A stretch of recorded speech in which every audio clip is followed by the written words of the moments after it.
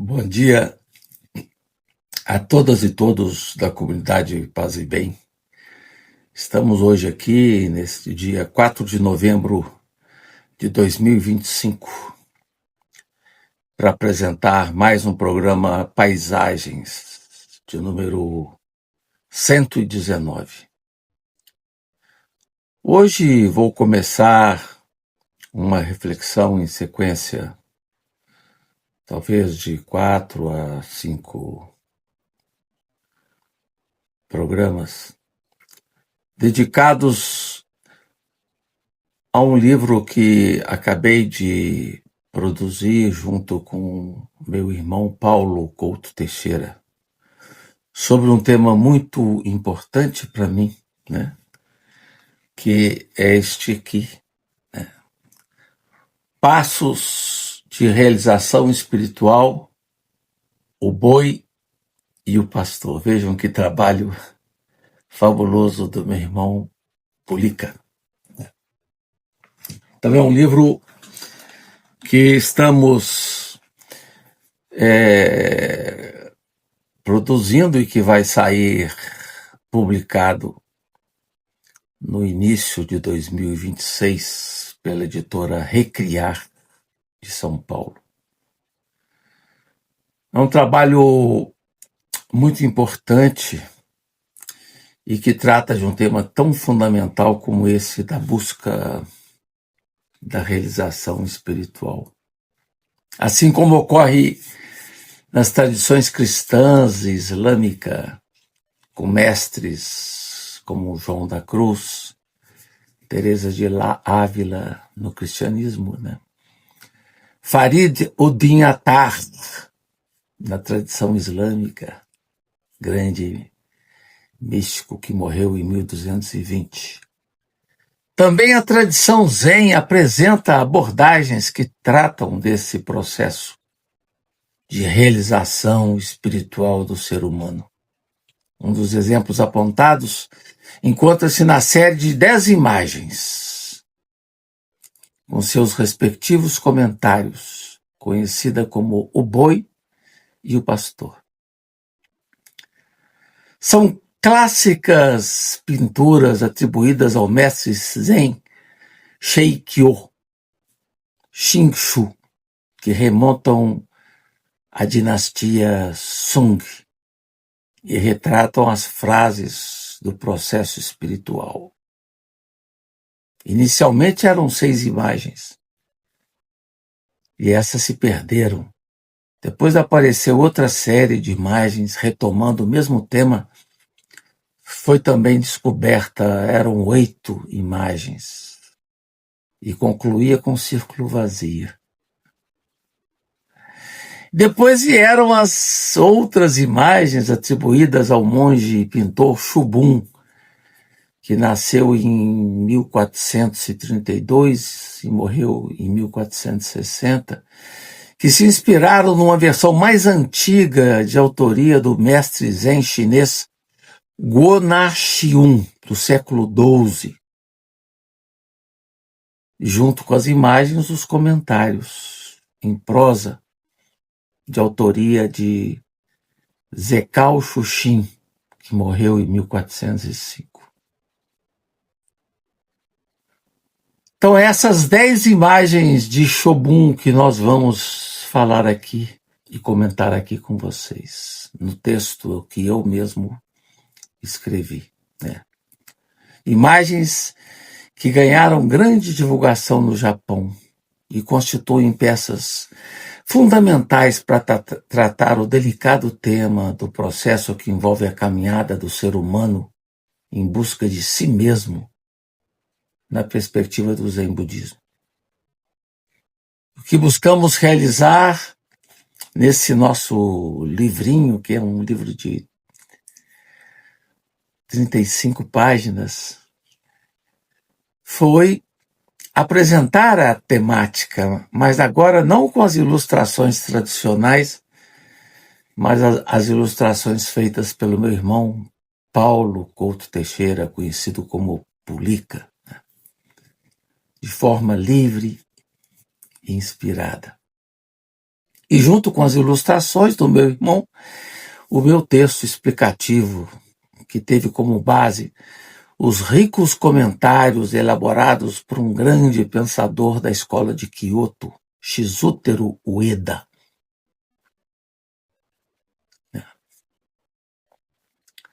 O tema central desenvolvido relaciona-se ao processo do despertar. Como se dá o tornar-se verdadeiramente humano na descoberta do si mesmo essencial? Como assinala Ueda, o fundamental no Zen é o despertar para a verdade de si mesmo e realizar o eu verdadeiro. O budismo Zen entende que o eu verdadeiro é o eu sem eu.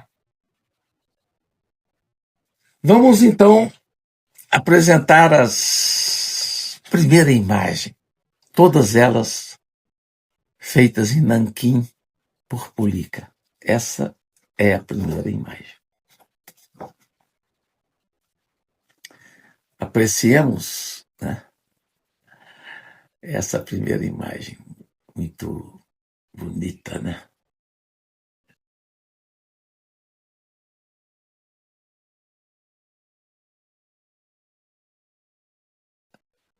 Vejam à esquerda o alto detalhe do passarinho, né? Muito legal. Sempre eu coloco no livro uma frase dos comentários tradicionais das 10 figuras, né? E aqui eu coloquei o título, o comentário resumido. Seus pés se afundaram na profunda e turva lama, mas ainda não se deu conta. Então, na série de imagens que se seguem, que vão cobrir os próximos programas, 2 personagens estão presentes: o boi e o pastor. O boi representa o si mesmo na sua permanente busca em atingir o ser humano, né? O boi representa o si mesmo e o pastor representa o si. O pastor representa o ser humano na sua busca para atingir o seu eu mais profundo, o si mesmo. Por sua vez, o boi simboliza o si mesmo, que está sendo temporariamente buscado pelo ser humano.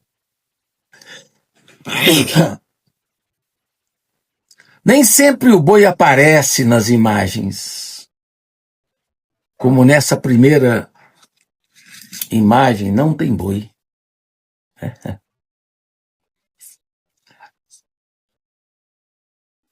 Em verdade, o boi aparece apenas em 4 das 10 imagens. Na primeira ilustração, essa que eu mostrei, o que vemos é o pastor que inicia sua busca. Nesse momento inaugural, ele ainda se encontra perdido e disperso.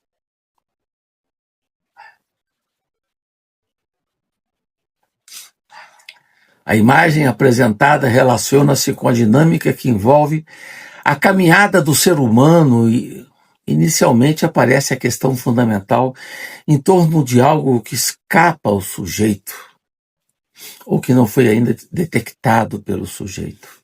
É o momento da pergunta primeira em torno do acesso a esse algo tão importante para o sujeito, mas que ele ainda não consegue captar com clareza. Trata-se do primeiro arranque existencial, da dúvida preambular, da indagação primeira, da suspeita em torno de um modo determinado de existência. Quando o sujeito levanta perguntas sobre a densidade do seu eu, ele está ainda perdido sem pista nenhuma. A dúvida sobre a sua realidade e verdade o contagia. A primeira imagem relata isso, o início de uma indagação que interpela e incomoda o sujeito. Você vê que o sujeito está aqui incomodado.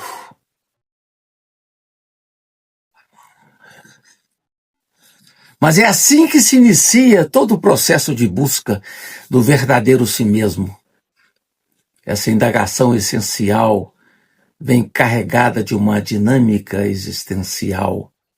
Despertar para o morrer ou para a vida. O si verdadeiro já se delineia nesse primeiro momento, quando a pergunta inicial vem lançada e jogada no tempo. É o processo que leva à possível resposta. Um processo que não é linear, nem simplificado. Muitas vezes essa dinâmica de busca vem pontuada por muita angústia ou mesmo desespero, quando o sujeito não consegue encontrar acolhida ou refúgio ainda dentro do seu quadro existencial. Em rica preleção, datada de 1929, o filósofo alemão Martin Heidegger citou de forma singular essa situação de angústia que marca esse momento particular da vida humana. Trata-se, segundo Heidegger, de uma difícil situação de perplexidade e de indeterminação. O sujeito encontra-se diante de algo que não se firma em nenhuma explicação. É o momento da angústia primordial, diz Heidegger.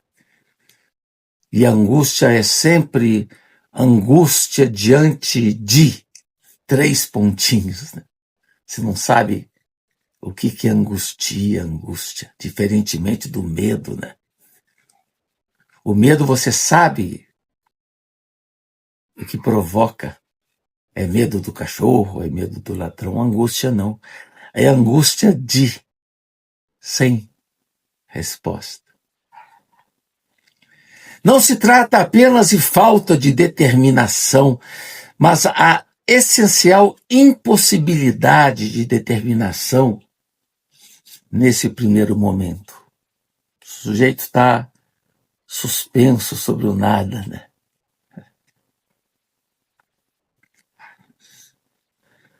O que permanece nesse momento é apenas o puro ser aí, no estremecimento desse estar suspenso, onde nada há em que apoiar-se.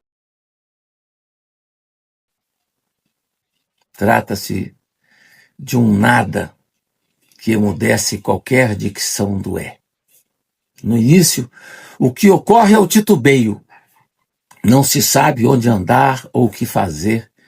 Não se trata de uma pergunta que se restringe ao domínio intelectual, mas algo que envolve toda a existência e que pode lançar o sujeito no desespero. E isto pode durar tempo.